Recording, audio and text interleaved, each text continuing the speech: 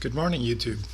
My name is Cesar Barbosa, and today we're going to talk about indoor aquaponic gardening.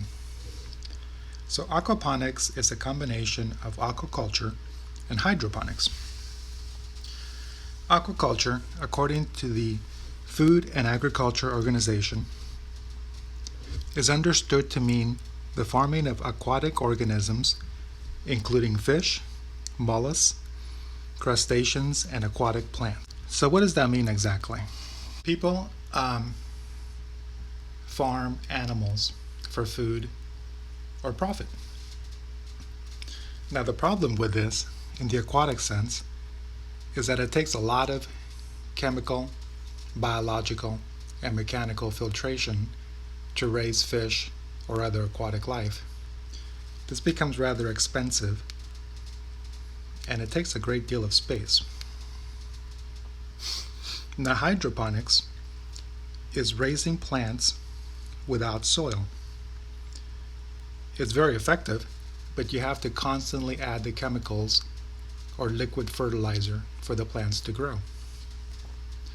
Although it does save a lot of water, it's very expensive considering that the fruits of your labors don't really pay off for the expense of the chemicals.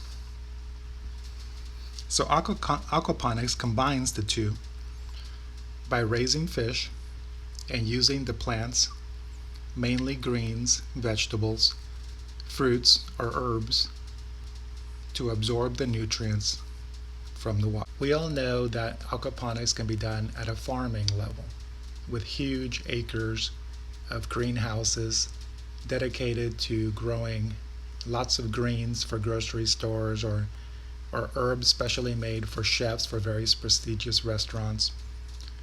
And they have massive amounts of fish which can be sold at markets. But do we all have that kind of space, time, and money? I sure don't.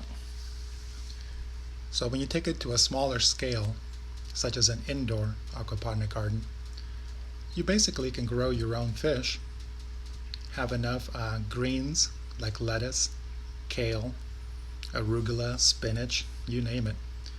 You can grow all your herbs, anything you like, and to some extent, even vegetables, depending on the space you have available. So what is the big deal? Why not just buy your own food from the grocery store? Well, how often have we heard of a recall on lettuce specifically for such things as E. coli? E. coli, or Escherichia coli, is a gram-negative, facultative, anaerobic, rod-shaped, coliform bacterium that is commonly found in the lower intestine of warm-blooded organisms. Now, most E. coli strains are harmless, but some serotypes can cause serious food poisoning in their hosts and are occasionally responsible for product recalls due to food contamination. E. coli is expelled into the environment within fecal matter. The bacterium grows massively in fresh fecal matter under aerobic conditions for 3 days.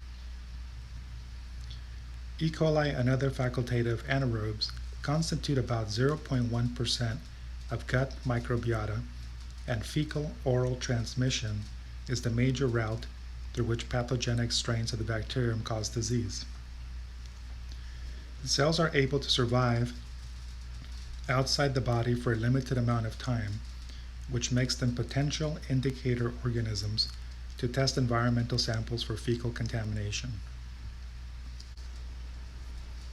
While many of us associate E. coli with food poisoning, you can also get pneumonia and urinary tract infections from different types of the bacteria. In fact, 75% to 95% of urinary tract infections are caused by E. coli. Some versions of E. coli make you sick by making a toxin called Shiga.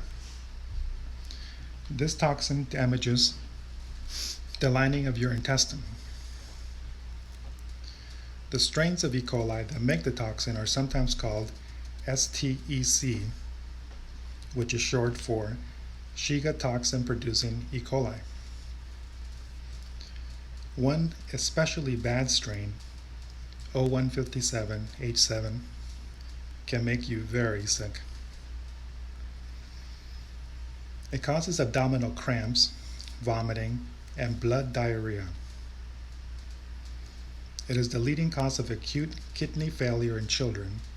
It can also cause life-threatening symptoms such as adult kidney failure, fever, bleeding, confusion, and seizures. You should get emergency help if you have any of these symptoms. So how do you get infected? You can become infected when you swallow even a small amount of E. coli bacteria. Among the ways this can happen: vegetables and fruit, and this is the important part, by the way. You might eat fresh vegetables or fruit that's been tainted by water that has the bacteria. This happens most often when manure from nearby animals mixes with the water supply. So what are the symptoms? You probably start to feel ill 2 to 5 days after you've taken in the E. coli bacteria. The most common symptoms are abdominal cramps, diarrhea, which may be bloody, nausea, constant fatigue. You may not have a fever. If you do, it might be slight. Healthy people infected with E. coli usually feel better within a week, but some people have a serious complication called hemolytic uremic syndrome, which causes the kidney failure.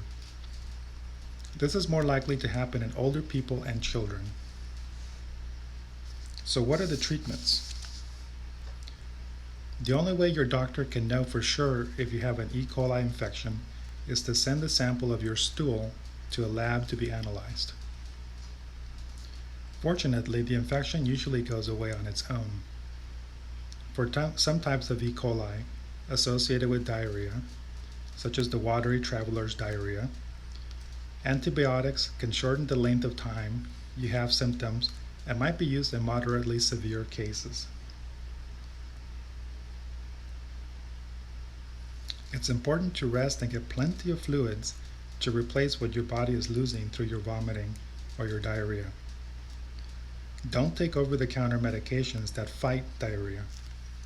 You don't want to slow down your digestive system because that will delay your body's shedding of the infection. When you do start to feel better, stick to lower fiber foods at first, such as crackers, toast, eggs, or rice.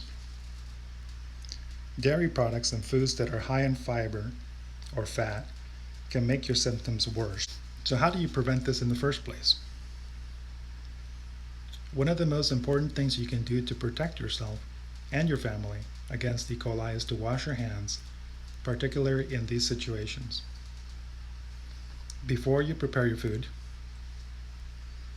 before preparing bottles or food for infants or toddlers, before touching anything such as a pacifier that goes into a small child's mouth, after you use the bathroom or change the diaper, after you've had contact with animals, even your own pets, and after handling raw meat.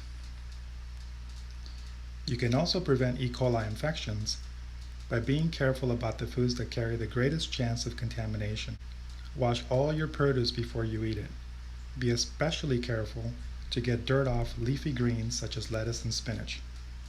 So now that I've gone into great detail about E. coli, for me, what is the easiest way to not contaminate the food? And that is to grow it for yourself. We've all had scares where certain places like California, which is well known for growing its own food, has a recall, and then all of a sudden every grocery store has to get rid of its lettuce. Well, that could easily be by some animal pooping in the water source, or for who knows, maybe a migrant took a crap on the food. You just don't know. But what you do know is that if you grow it yourself, there's nothing going to be entered into the food system. There's no bacterium, There's no preservatives. There's no toxins of any sort. What could be better than that? So now that I've given you a small overview of an indoor aquaponics system, my future videos will cover all the equipment necessary, including but not limited to the aquarium for keeping the fish, the containers for growing your food, any equipment such as water pumps, air pumps, heaters, the tubing, the plumbing, and all the light sources we'll cover specifically in each of the following videos. Now, if you're interested in anything I've said, or if you found it valuable, go ahead and hit that like button. Make yourself a subscriber, and I'll see you on the next video. Thank you, YouTube.